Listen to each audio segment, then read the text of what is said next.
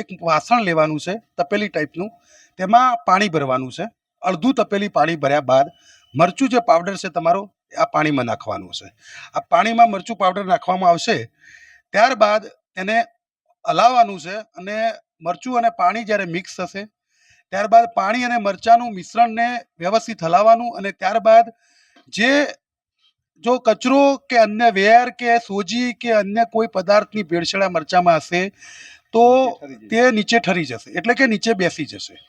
જ્યારે જે નીચે બેસેલો જે પદાર્થ છે તેને ચાખવામાં આવશે ત્યારે પાણી અને કલર, જો આ મરચામાં કલર કે અન્ય કોઈ ભેળસેળ હશે તો કલર બહાર આવી જશે અને હાથમાં કલર ચોંટી જશે. તો મરચાની અંદર કલર હોય તો તમે આમ હલાવો મરચાને પાણી વેડીને તો તરત હાથની અંદર કલર થઈ જશે, બરાબર. અને નીચે જે ઠરી જાય તે તમે થોડું ચાખશો તો તરત તમને ખબર પડી જાય કે સોજી છે કે લાકડાનો વેર છે.